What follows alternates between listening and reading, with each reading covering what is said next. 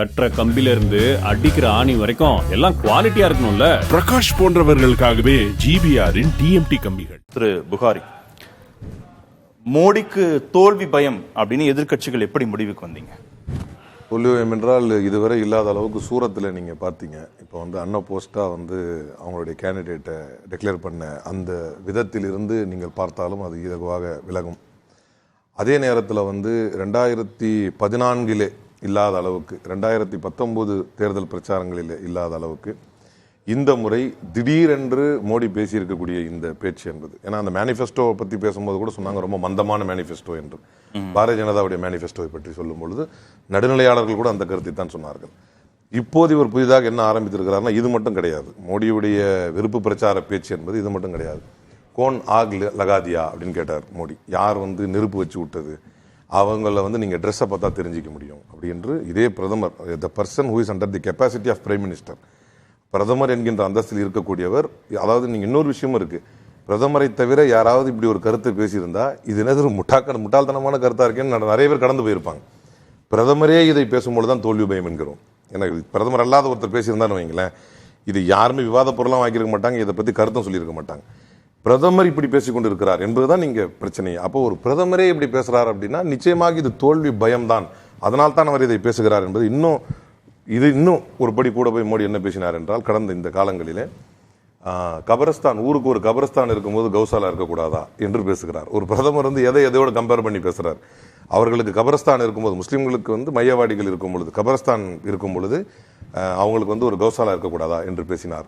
ரம்ஜான்ல பிஜிலி கிடைக்குது, தீபாவளியில் ஏன் கிடைக்க மாட்டேங்குது, இதெல்லாம் யார் கேட்டுக்கிட்டு இருக்கிறாருன்னா ஒரு பிரதமர் கேட்டுக்கொண்டிருக்கிறார்.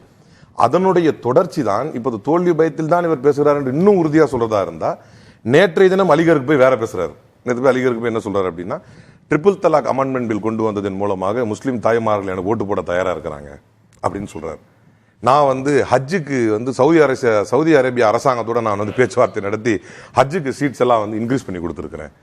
இங்கு மக்கள் வாழ்வதற்கு போராடி கொண்டிருக்கிறார்கள். முஸ்லீம் பெண்களுக்கு நான் பாதுகாப்பை உறுதி செய்திருக்கிறேன் ட்ரிபிள் தலாக் அமெண்ட்மெண்ட் பில் மூலமா அப்படின்னு சொன்னா, we need statistics. எத்தனை ஆண்களை ட்ரிபிள் தலாக் அமெண்ட்மெண்ட், அதுல presumption of innocence கிடையாதுன்னு எல்லா சட்ட வல்லுநர்களும் அதை தெளிவாக சொல்லியாச்சு. இதுவரை ட்ரிபிள் தலாக் அமெண்ட்மெண்ட் பில் மூலமாக அந்த சட்டம் வந்ததற்கு பின்னால் கைது செய்யப்பட்டவர்கள், தண்டிக்கப்பட்டவர்கள் என்று ஒருவரும் கிடையாது. இப்ப நான் அது ஒரு பக்கம் இருக்குதுன்னே வச்சுக்கிட்டாலும் பொய் பேசுறாரு பிரதமர்ல ராகுல் காந்தி சொல்றாரு. அதுதான் இது.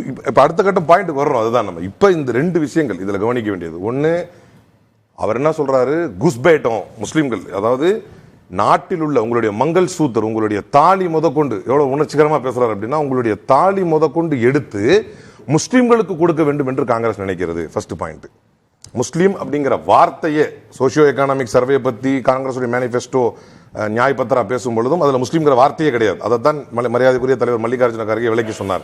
இதுல முஸ்லீம்ங்கிற வார்த்தையே கிடையாதுங்க. சோசியோ எக்கானமிக் சர்வே பத்தி நீங்க இப்படி ஒரு தவறான கருத்தை கொண்டு வரீங்கன்னு சொல்லி, இப்ப இதுல பொய் எது அப்படின்னு சொன்னா, இதை எடுத்து முஸ்லீம்களிடம் தரப்போகிறார்கள் என்று சொல்வது. அந்த முஸ்லீம்கள் யார் அப்படின்னா, அவங்க இன்ஃபில்ட்ரேட்டர்ஸ், அவர்கள் குஸ்பைட்டோ, உள்ள நுழைந்தவர்கள், வந்தேரிகள், உள்ளே நுழைந்தவர்கள், ஊடுருவல்காரர்கள் அப்படிங்கிற ஒரு வார்த்தை. இரண்டாவது, நிறைய பிள்ளையை பெற்றுக் கொள்ளக்கூடியவர்கள் அப்படிங்கிறார்.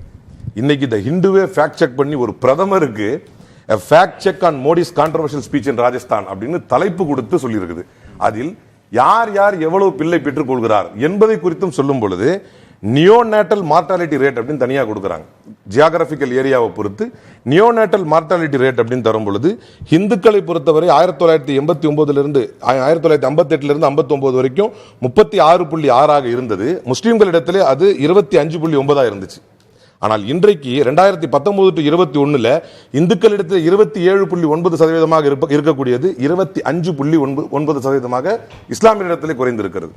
எப்படி பார்த்தாலும் அதனாலதான் அதற்கு தலைப்பு என்ன பண்ணுச்சு அப்படின்னா, Muslims bearing more children is erroneous.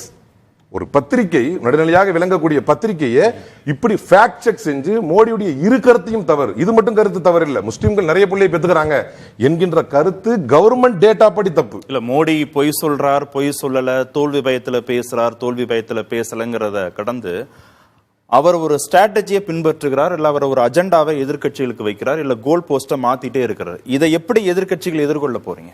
அதாவது எப்போதுமே ஒரு பிரதமராக இருக்கக்கூடிய மக்களுக்கு நாம் கடந்த காலங்களிலும் புரிய வைத்திருக்கிறோம் எது முக்கியமானது என்று. நாங்கள் சொல்றோம் ஒரு கான்செப்ட் ரொம்ப முக்கியமானது சார். எங்க தலைவருடைய கான்செப்ட் என்பது, தலைவர் ராகுல் காந்தியுடைய concept, love will overcome hate. எவ்வளவு தூரம் சுத்தினாலும் வெறுப்பு வெறுப்பாகத்தான் இருக்கும். இன்னைக்கு அவர் என்ன பண்ணிட்டு இருக்கிறாருன்னா அந்த ஹேட்டை தான் சுத்திட்டு இருக்கிறார் ஒரு பிரதமர். ஏன்னா டைம்ஸ் மேகசின் 2019 சொல்லிருச்சு டிவைடர் இன் சீஃப் அப்படின்னு மோடியை பார்த்து சொல்லும் பொழுது. இப்ப இந்த வெறுப்பு எவ்வளவு தூரம் செல்கிறது? நீங்க கேக்குறீங்க இல்லையா, கோல் போஸ்ட் வந்து மாத்தி வச்சிட்டு இருக்கிறவர் யாரு, இதை காங்கிரஸ் எப்படி எதிர்கொள்ள போகிறது என்றால், கோல் போஸ்ட்டை பிக்ஸ் பண்ணிட்டு இருக்கிறவர் யாருன்னா பிரதமர். இதை மக்களுக்கு எவ்வளவு காலம் எக்ஸ்போஸ் ஆகிட்டு வர்றாங்க, கொஞ்சம் கொஞ்சமா எக்ஸ்போஸ் ஆகிட்டு வர்றாங்க. கடந்த காலங்களில் எவையெல்லாம் இவர்களுக்கு ஆக்கப்பூர்வமானதாகவும் இவர்களுக்கு தேர்தலுக்கு பயனுள்ளதாகவும் இருந்ததோ அதுவே இந்த காலங்களில் மிகப்பெரிய பின்னடைவை சந்தித்துக் கொண்டிருக்கு. இப்ப நீங்க சொல்றீங்கல்ல கோல் போஸ்ட் இவர் பிக்ஸ் பண்றாரு, காங்கிரஸ் எப்படி எதிர்கொள்ள போகுதுன்னு. இவர் முதல்ல இந்த பொய்யை வெறுப்பு பிரச்சாரத்தை மோடி ஆரம்பித்து அதற்கு காங்கிரஸ் எதிர்கொள்ளக்கூடிய விதத்தில் கொடுத்த பதிலடியுடைய விளைவுதான் அலிகர்ல போய் மாத்தி பேசுறாரு. அதைத்தான் சொல்ல வரேன். எப்படி நீங்க எதிர்கொள்ள போறீங்க? பிரதமர் பேசுறத வார்த்தைக்கு வார்த்தை பொய்ன்னு சொல்றீங்கல்ல.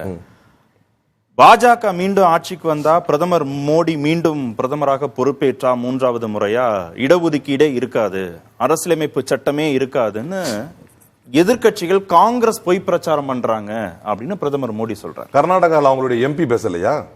கர்நாடகாவில் அவங்களுடைய எம்பி எங்களுக்கு 400 சீட் ஏன் எங்களுக்கு வேணும் அப்படின்னு சொன்னா அவர் மீது நடவடிக்கை எடுக்கணும்னு இவங்க சொல்லலையா? எங்களுக்கு 400 சீட் ஏன் வேணும், அப்கி பார் 400 பார் நாங்க ஏன் சொல்றோம் அப்படின்னு சொன்னா அந்த 400 கிடைச்சாதான் எங்களால கான்ஸ்டிடியூஷனை மாத்த முடியும்னு பேசியது none other than அவங்களுடைய கான்ஸ்டிடியூஷனல் அத்தாரிட்டி ஒரு எம்பி பேசுறாரு, ஒரு மெம்பர் ஆஃப் பார்லிமெண்ட் பேசுறாரு. அதே போல பாராளுமன்றத்தில் நின்று கொண்டு வெறுப்பு பிரச்சாரத்தை ஏதோ மோடி மட்டுமே பேசிக் கொண்டிருக்கிறார் என்று நினைக்க கூடாது. எதை வச்சு சொல்றோம், இவங்க கிட்ட வந்து இந்த கான்ஸ்டிடியூஷனல் வேல்யூஸே இருக்காது. ஒரு கான்ஸ்டிடியூஷன் படி ஓத் எடுத்த, அதாவது ஒரு சத்தியப்பிரமாணம் எடுத்தவர் மதங்களுக்கு மத்தியிலே வேற்றுமை பார்க்க கூடாது என்பதும் அரசமைப்பு சட்டத்தில் தான் இருக்குது. ஆனால் அப்படி அரசமைப்பு சட்டத்தின் மூலமாக சத்தியப்பிரமாணம் எடுத்த ஒரு எம்பி தான் ரமேஷ் பிதூரி. என்ன பேசினாரு டேனிஷ் அலியை பார்த்து? கட்டுவானா என்ன, சர்க்கம்சேஷன் பண்ணவர், விருத்த சேதனம் செய்தவர், முல்லா உக்ரவாதி, முல்லா ஆத்தங்கவாதி. சரி, ஒரு எம்பி தான் பேசினாருன்னு பார்த்தா அனுராக் தாக்கூர் ஒரு மினிஸ்டர், அவர் என்ன பேசினாரு? கோலி மாரோ சாலோங்கு, கோலி மாரோ இன் தேஷ் விரோத் கத்தாரோங்கு, இவர்களை சுட்டுக் கொள்ளுங்கள், இந்த தேச விரோத சாலோங்கு, இந்த தேச விரோதக்காரர்களை, அன்பார்லிமெண்டரியான வேர்டு, இவர்களை சுட்டுக் கொள்ளுங்கள் என்று சொன்னார். அதற்கு பிருந்தா காரத் இப்போ வரைக்கும் உச்சநீதிமன்றம் போயிருக்காங்க. டெல்லி உயர்நீதிமன்றத்தில் 156 கிளாஸ் 3 கீழே கிடைக்கலன்னு டெல்லி உயர்நீதிமன்றத்தில் டைரக்ஷன் கேட்டபோது டெல்லி உயர்நீதிமன்ற நீதிபதி சொன்னார், இன் டஸ் தி வேர்ட் இன் லோகோங்கு இண்டிகேட் முஸ்லீம் அலோன்னு கேட்கிறார். அது முஸ்லீம்களை மட்டுமா குறிக்கிறது, அதுக்கு எதுக்கு நீங்க எஃப்ஐஆர் கேக்குறீங்க அப்படின்னு. இது முஸ்லீம்களை மட்டுமே குறிக்கிறதா என்பது வார்த்தை அல்ல, சுட்டுக் கொள்ளுங்கள் என்கிறார் ஒரு அமைச்சர் பேசுகிறார். இப்ப இவர்கள் எல்லாம் தொடர்ந்து அரசமைப்பு சட்டத்துக்கு அன்கான்ஸ்டிடியூஷனல் ஆக்டிவிட்டீஸ் ஆஃப் மோடி என்று புத்தகமே இருக்குது, மோடி அண்ட் ஷா என்று புத்தகமே இருக்கிறது. இதையெல்லாம் பார்த்து தான் அந்த முடிவுக்கு வருகிறோம் என்பது மட்டுமல்ல, 400 எங்களுக்கு கிடைத்தால் நாங்கள் கான்ஸ்டிடியூஷனை மாற்றத்துக்கு இலகுவாக இருக்கும். அவங்களுடைய எம்பி தான் பேசுறாரு. செங்கல்ல இருந்து சுண்ணாம்பு வரைக்கும் கஸ்டமருக்கு நாம தானே கேரண்டி. கான்ட்ராக்டர் குமார் மாதிரி ஆளுங்களுக்கு தான் ஜிபிஆரின் டிஎம்டி கம்பிகள்.